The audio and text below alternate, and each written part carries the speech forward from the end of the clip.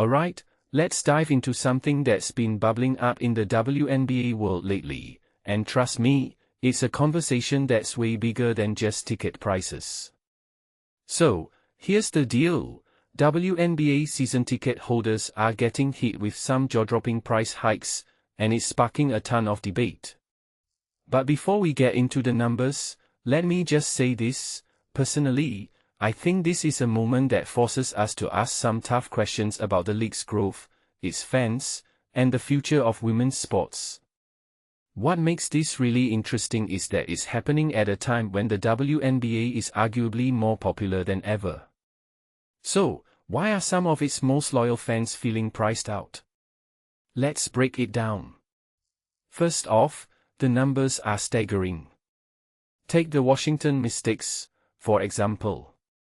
One season ticket holder saw their floor seats jump from $6,907.50 to $10,200, a 48% increase.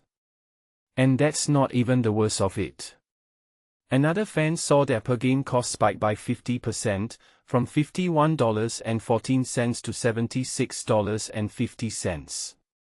Now, in my opinion, this isn't just about inflation or the cost of doing business. It's about the league's identity. The WNBA has always prided itself on being accessible, on being a league where fans could feel close to the players and the game. But as the league grows, it seems like some of that accessibility is slipping away. What many people don't realize is that this isn't just a financial issue, it's a cultural one.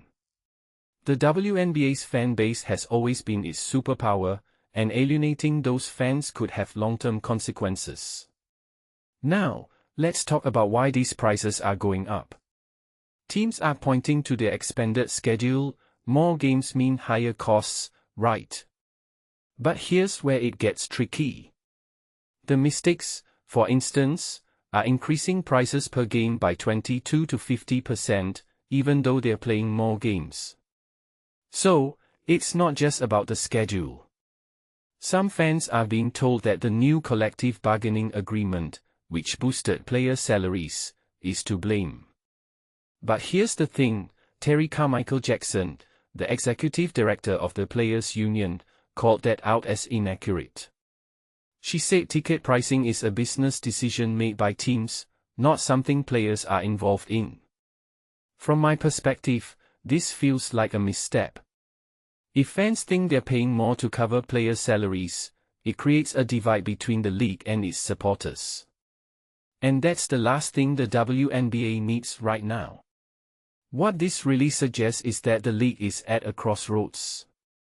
On one hand, growth is undeniable, attendance is up, viewership is up, and the talent is better than ever.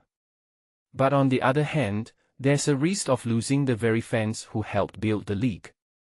Take the Mystics Arena situation, for example. Kefas Arena only seats 4,200 fans, and it's bursting at the seams. Natasha Cloud, a former Mystics player, pointed out that the arena was already too small for the fan base, and now with the team's success, it's even worse. One fan who's had season tickets since 1998 was moved out of their section to make room for more floor seats. If you take a step back and think about it, this is a league that's outgrowing its infrastructure, both physically and financially. But here's where it gets even more complicated. Not all fans are upset about the price increases. Some see it as a sign of the league's health. Abby Tannenbaum, a Mystics season ticket holder, said she was surprised by the 42% increase but remains excited to support the team.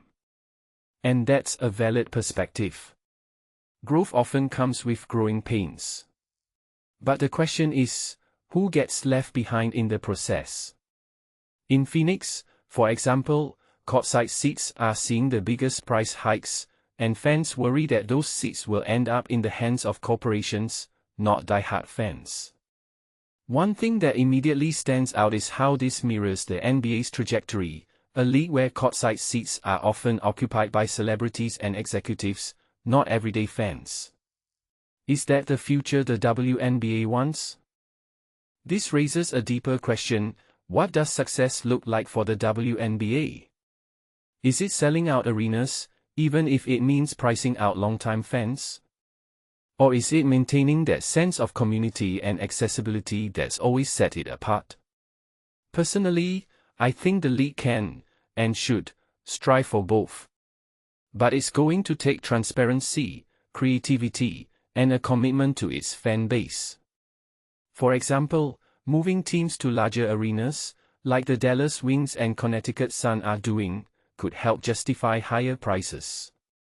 Or, as one Chicago Sky season ticket holder suggested, offering better perks and experiences could make the investment feel more worthwhile. Here's the bottom line: the WNBA is at a pivotal moment. It's no longer a niche league, it's a cultural force. But with that growth comes responsibility. The league needs to figure out how to balance its financial ambitions with the values that made it special in the first place. Because, let's be honest, if fans start feeling like they're just dollar signs instead of valued supporters, the league risks losing what makes it unique. So, as we watch this story unfold, I'll leave you with this: what do you think the WNBA's future should look like? And more importantly, who should it be for? Let me know in the comments. I'm all ears.